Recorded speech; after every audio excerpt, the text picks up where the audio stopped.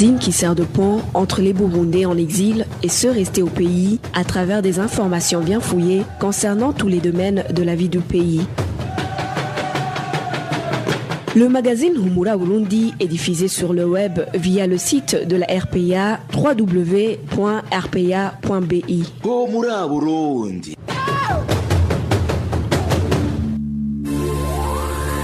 À la présentation, Émile Nivasumba.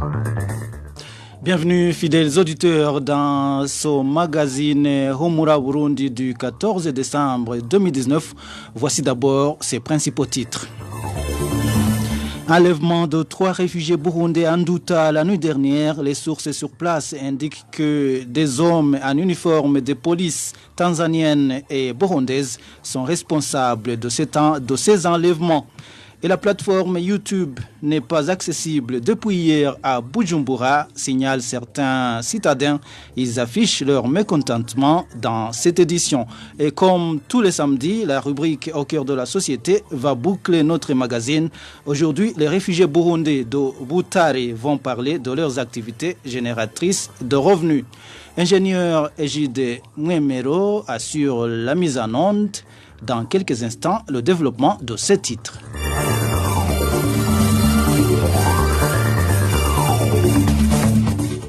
Débutons par la page sécurité. La peur règne au sein des réfugiés burundais du camp de Kakuma au Kenya. C'est suite au combat qui oppose depuis quelques jours 2 ethnies au sein des réfugiés soudanais et sud-soudanais. L'un des réfugiés burundais a été grièvement blessé et d'autres ont pris la fuite. Les détails avec Vicky Chris Ninheritz. Les réfugiés burundais du camp de Kakuma sont victimes d'une crise qui règne entre les ethnies provenant du Sud-Soudan et du Soudan. Les Nuers et les Nubiens. Ces 2 ethnies se regardent en chef de vaillance depuis longtemps selon les habitants du camp de Kakuma. Ces Soudanais se sont affrontés jusqu'à prendre des armes blanches, ce qui a causé la peur panique au sein des réfugiés burundais dans ce camp qui ont dû fuir. Ces Soudanais ne s'entendent pas depuis longtemps. Dans leur combat, ils font recours aux gourdins, aux machettes, aux pierres et toute autre chose susceptible de tuer. Beaucoup de réfugiés burundais ont fui. Ils sont pour le moment hébergés dans l'église de Pentecôte, de Gambela et d'autres sont au poste de la police. Jusqu'à aujourd'hui, nous vivons la peur dans le ventre. Dans leur dernière bataille, ces Soudanais ont grièvement blessé un réfugié burundais du camp de Kakuma et ont également pillé les biens. Un réfugié burundais a été victime de cette tension. On l'a confondu à un Soudanais. Les biens qui sont restés dans les ménages des réfugiés burundais qui ont fui ont été pillés par ces Soudanais. Ils ne distinguent pas les maisons des Soudanais à celles des Burundais. Ils s'emparent de tout. Ces Soudanais sont très violents dans leur combat. 14 réfugiés soudanais sont déjà morts de 2 côtés. Les réfugiés du camp de Kakuma demandent au HCR et au gouvernement kenyan de les protéger et faire arrêter ces tensions. Le camp de Kakuma a été créé en 1991 par le Haut Commissariat des Nations Unies pour les réfugiés, HCR. Il est situé à la frontière du Kenya avec le Sud-Soudan. Ce camp abrite environ 65 000 réfugiés et demandeurs d'asile de plus de 18 nationalités différentes.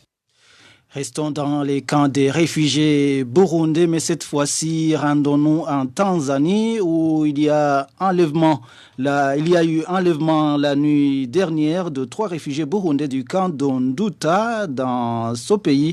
Les réfugiés enlevés sont Nakarutimana, Charles, Pancras, Robert et Varagne Deo. Ces réfugiés étaient tous du village 6 de la zone 7. Selon les voisins, certains des ravisseurs étaient en uniforme de la police tanzanienne et d'autres en tenue de la police burundaise. Certains d'entre eux parlaient Kirundi. Selon toujours les voisins, les familles se sont rendues au poste de police du camp d'Onduta, mais elles n'ont retrouvé personne. Restons en Tanzanie. Un groupe de gens, dont certains agents du service national de renseignement du Burundi, qui avaient été appréhendés dans le camp de Nyarugusu ce mercredi, ont tous été relâchés hier. Les réfugiés burundais dénoncent l'impunité face aux personnes qui menacent leur sécurité. Le détail avec Trésor Nyongao. Ces personnes qui ont été remises en liberté ce vendredi sont Anibonela Kouré de Nyanzalak, connu sous le nom de Maasso alias Mingi, le médecin prénommé Théogène et l'agent des services de renseignement burundais qui s'appelle Jean Bosco Hakizimana. Ils avaient tous les trois été arrêtés au camp de Nyarugusu en pleine réunion. Une réunion tenue dans le bistrot d'un prénommé Robert ayant pour objectif de déstabiliser la sécurité des réfugiés burundais vivant dans ce camp. Les informations en provenance du camp de Nyarugusu révèlent que les trois Burundais ont été relâchés moyennant une somme de 2 800 shillings tanzaniens. Selon les mêmes informations, cette somme d'argent a été payée en grande partie par l'agent des services de renseignement burundais Jean Bosco Hakizimana. Les mêmes informations précisent que Limbonela Kouré, surnommé Mingi, avait à son tour accepté de donner 200 000 shillings tanzaniens et le prénommé Robert, propriétaire du bistrot où se tenait la réunion, a accepté de donner 500 000 shillings tanzaniens. Les sources proches de ces personnes indiquent que le gouvernement burundais a accepté de les rembourser une fois rentrés au pays. Les réfugiés burundais indiquent qu'ils sont inquiétés par la remise en liberté de ces personnes. Ces réfugiés burundais trouvent que le gouvernement tanzanien continue à masquer son programme de rapatriement forcé entrepris avec le gouvernement burundais. Selon ces réfugiés, il est inconcevable que des personnes dont l'intention de déstabiliser la sécurité en Tanzanie a été clairement prouvée soient relâchées. Nous avons essayé de contacter sans succès Martin Otieno, responsable de la police de la région de Kigoma où se situe le camp de Nyarugusu. Après une courte pause, nous parlons de l'incarcération de nos confrères du groupe Iwachu. Retrouvez les différentes productions de la RPA sur Facebook, YouTube, SoundCloud, Twitter et sur www.rpa.bi. Je vous rappelle également que vous nous suivez en direct sur la page Facebook de la RPA, Idjwi Kiawa Nyagihugu. Les journalistes du groupe de presse Iwachu, Egide Haririmana, Terence Mhozenzi, Agnès Ndirubusa et Christine Kamikazi sont en détention depuis déjà 54 jours. Ils ont été appréhendés le 22 octobre en province de Bubanza alors qu'ils s'y étaient rendus pour un reportage sur l'insécurité qui régnait en commune Musigati. Ce jour-là, dans cette commune, le mouvement rebelle Red Tabara et les forces de sécurité burundaises s'affrontaient. Ces journalistes ainsi que leurs chauffeurs sont accusés de complicité, d'atteinte à la sûreté intérieure de l'État. Même toutefois, différentes organisations, tant nationales qu'internationales, de même que les députés du Parlement européen, plaident pour leur libération immédiate et inconditionnelle. Je voudrais également rappeler que leur chauffeur a été libéré provisoirement. Gouvernance sans transition grogne des habitants de la ville de Bujumbura, utilisateurs de la plateforme YouTube. Ils affirment que cette plateforme ne fonctionne pas depuis hier. Ils craignent que d'autres plateformes peuvent être à leur tour fermées. Reportage signé Hermès Nibandetse. Les habitants de la mairie de Bujumbura qui utilisent souvent le YouTube font savoir que depuis ce vendredi, cette plateforme est fermée. Or, c'est le YouTube qui leur fournissait des informations de tous les coins du monde en temps réel. Il précise que le gouvernement continue à violer leur droit de liberté à l'information. Nous ne suivons plus le YouTube depuis ce vendredi. Nous ne savons pas ce qui s'est passé. C'est le YouTube qui nous offre plus d'informations.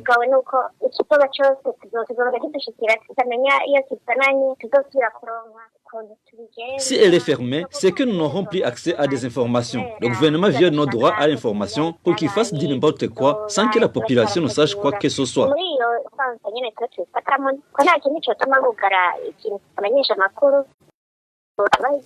Ces citoyens craignent la fermeture des autres plateformes comme le Facebook. Ce n'est pas le YouTube qui est fermé en premier lieu. D'autres plateformes, notamment la Facebook, vont être fermées. Nous sommes habitués à ce genre de museler la presse par le gouvernement. Ça fait à peu près 5 ans que nous sommes privés de l'information. Donc nous n'avons aucun autre choix. Que le Tout-Puissant fasse de son mieux pour que cette crise cesse, afin que nous ayons accès à la liberté d'expression. La fermeture de la plateforme YouTube locale indépendante et internationale qui fonctionnait sur le territoire.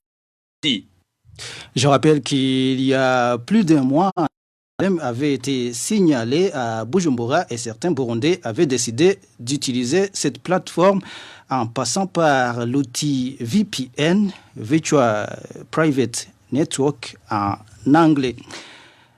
En page droits de l'homme, un habitant de la zone Mudende, commune Wiyengero, province Rumongue, est dans un état critique suite au coup lui infligé par un groupe d'Imbonerakure. Nos sources à Mudende indiquent que ce partisan du Congrès national pour la liberté de son appartenance politique. Les détails avec Rachel Kagissi.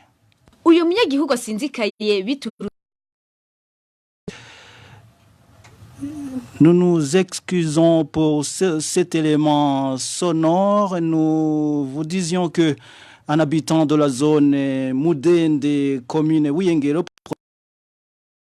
un état critique suite au coup lui infligé par un groupe d'Imbonerakure. Nos sources à Mudende indiquent que ce partisan du Congrès national pour la liberté est victime de son appartenance politique. Les détails avec Kagissie Rachel. Degeya, c'est l'habitant de la zone qui a été passé à tabac par les Imbonerakure selon les sources sur place. Il rentrait du marché d'Okabumburi le lundi dernier lorsqu'il a croisé un groupe des Imbonerakure dont un certain Vincent Larco et un surnom Gasongo. Sans aucune explication, selon les mêmes sources, ces Imbonerakure ont commencé à le tabasser. Il lui disait que la vie allait être compliquée pour toute personne qui n'est pas membre du parti CNDD-FDD. Certains habitants de la zone Mudende affirment que Degeya tabac en présence de l'administrateur Amos Nhiranibagira. Ce dernier a ordonné qu'on aille faire soigner Degeya lorsqu'il a remarqué qu'il saignait beaucoup. Depuis lundi, le visage de Degeya est presque. Les habitants de la commune Wiyengero crient et demandent que la persécution à l'endroit des membres des partis de l'opposition cesse. Depuis quelque temps, l'administrateur Amos Nhiranibagira est accusé par la population de tenir des réunions en cachette avec des Imbonerakure dans le but de malmener les partisans de l'opposition. Nous avons tenté de contacter l'administrateur de la commune Wiyengero, Amos Nhiranibagira, mais son téléphone portable n'a pas été décroché. Page société à présent. Le bar dénommé Campero Club a été fermé. Ce bar est situé dans la zone Rohero. Il est fermé pour 2 semaines. Dans sa correspondance au responsable du dit bar, le maire de la ville accuse ce responsable d'avoir fait la sourde oreille face aux multiples avertissements verbaux lui adressés. Ce bar est parmi des bars qui ne respectaient pas la nouvelle réglementation des heures d'ouverture et de fermeture,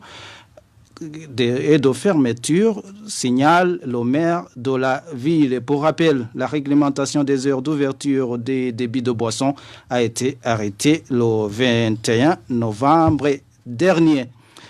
Éducation sans transition, il y a des grognes au sein des étudiants en master à l'Université du Burundi. Ces étudiants indiquent qu'ils n'ont pas reçu le prêt-bourse depuis le début de l'année académique, alors qu'ils remplissent toutes les conditions requises. Les détails avec Clovis Nyonzima. Les étudiants de la 2e année en master et ceux de la 1re année indiquent qu'ils n'ont pas eu de prêt-bourse depuis le début de l'année académique 2018-2019. Pour cette année, une promotion de l'année dernière qui est en 2e, ainsi que les nouveaux qui ont commencé la 1re année, personne n'a encore reçu de pré-bourse. Ceux de la 2e année totalisent 7 mois, tandis que ceux de la 1re année ont envoyé leurs délégués au bureau des bourses avec les listes pour qu'ils leur amènent les contrats. Ils voulaient figurer sur la liste, mais la réponse a été qu'ils sont trop nombreux car ils avaient prévu d'accueillir 250 étudiants. Pour cette année académique en cours, les étudiants de master en 1re année qui ont demandé à signer les contrats pour bénéficier du prêt bourse étaient au nombre de 438, ce qui n'a pas été possible car Le bureau des bourses et des stages ne pouvait accueillir que 250 étudiants.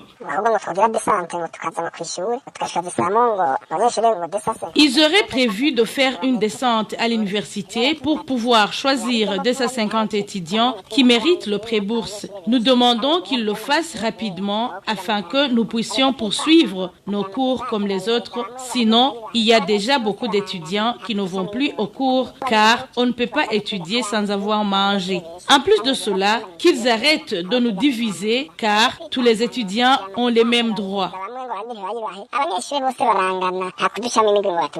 Nous avons tenté de contacter le recteur de l'université du Burundi, mais il n'a pas décroché son téléphone portable. Quittons Bujumbura pour nous rendre à Gitega. Le vol des compteurs Cash Power s'observe dans la ville de Gitega depuis quelques jours.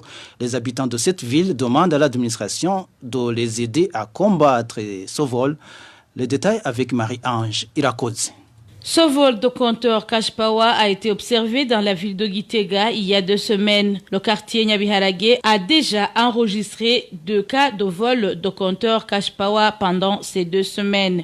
Toutefois, les compteurs Cash Power sont encore moins nombreux dans la ville de Gitega. Les habitants de cette ville utilisent toujours des anciens compteurs. Le vol des compteurs Cash Power s'est accentué avec la privatisation de la vente de ces compteurs. Selon les habitants de la ville de Gitega, la solution serait l'installation de compteurs à l'intérieur de maisons, arguant que ça ne peut causer aucun problème du fait qu'il n'y aura pas des agents de la régie des eaux qui viendra prendre des relevés sur les compteurs. Il y a 2 ans qu'on a suspendu le vol des fils à basse tension. Le voleur appréhendé était incarcéré avant qu'il enfoui à l'extérieur du pays, raconte notre source.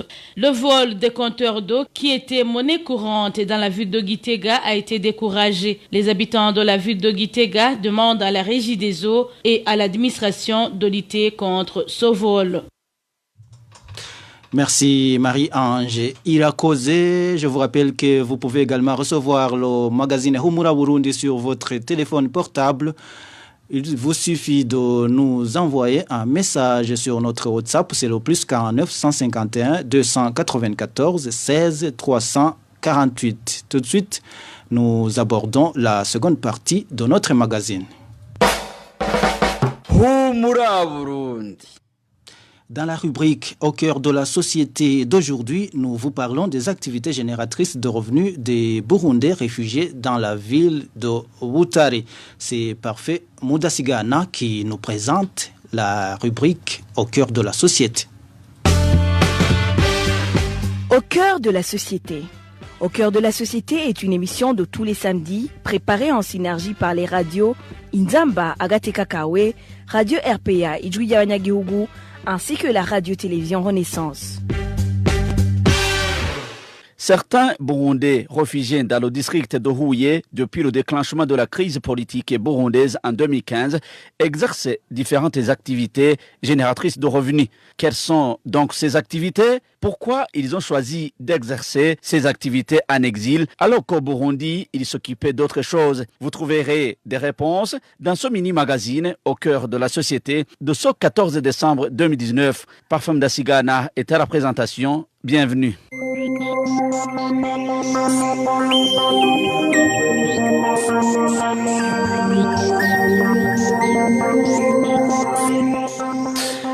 Donavine Ndouimana a 2 enfants. Elle a fui le pays en 2015. Avant son exil, elle n'avait exercé que son travail de bureau. Toutefois, en exil, elle s'est retrouvée dans le commerce dans un marché de Butare. C'est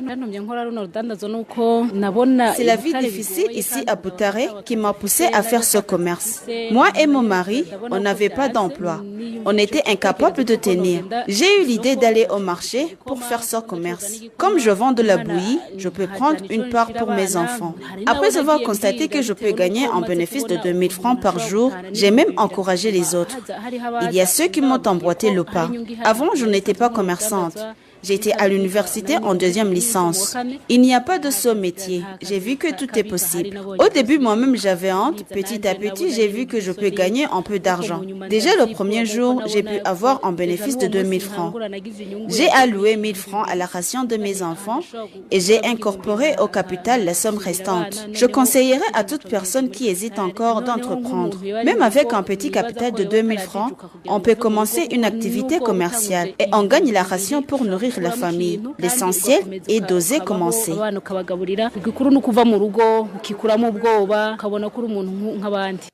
Dans cette même ville d'Obutare, une autre femme qui a fui le pays avec 5 enfants a choisi d'ouvrir un salon de coiffure pour dames. Je suis venue ici, c'est pas très longtemps, mais je me suis dit que je quitte la maison pour aller chercher du travail à faire.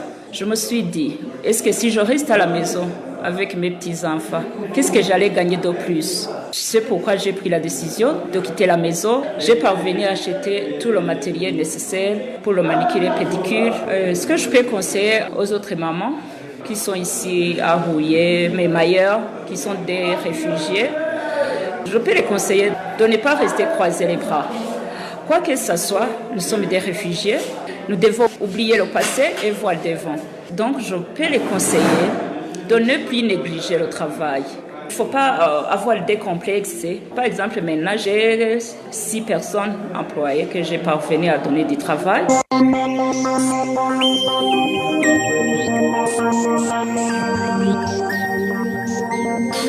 Le président des réfugiés dans le district de Rouillé, Vincent Dissabila, apprécie le comportement des réfugiés qui essaient de s'adapter malgré la situation difficile à laquelle ils font face. De manière générale, tous les réfugiés aujourd'hui sont en train de se débrouiller de part et d'autre pour gagner le pain quotidien. Vous voyez, avec cette crise que nous avons connue, ce changement de conditions de vie, chacun essaie de se débrouiller. Du jour au jour, on essaie de s'intégrer comme ça. Il y a ceux qui ont des boutiques, ceux qui se débrouillent dans l'agriculture. Du moins, nous constatons une amélioration en ce qui est des conditions de vie des réfugiés ici.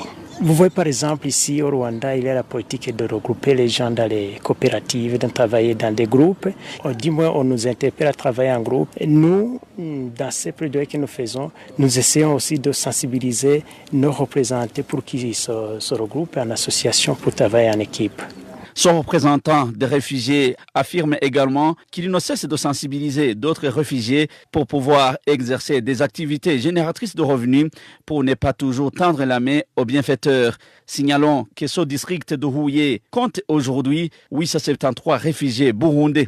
Et c'est par ici que nous mettons un point final à ce mini-magazine au cœur de la société de ce 14 décembre 2019. Parfait Mdasigana était à la présentation. Au revoir. C'était l'émission Au cœur de la société. Et voilà, c'est par le mini-magazine Au cœur de la société que nous clôturons le magazine Humura Burundi du 14 décembre 2019. Merci à ingénieur Égide Mouemero pour sa collaboration technique. Merci également à vous tous qui nous avez suivis. Émile Niwasumba, je vous présentais ce magazine. Bon week-end chez vous.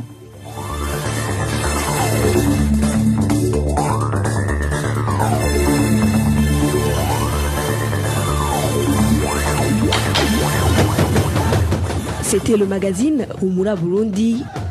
Un magazine campant pour relier les Burundais en exil, et ce toujours au pays, à travers une information de qualité.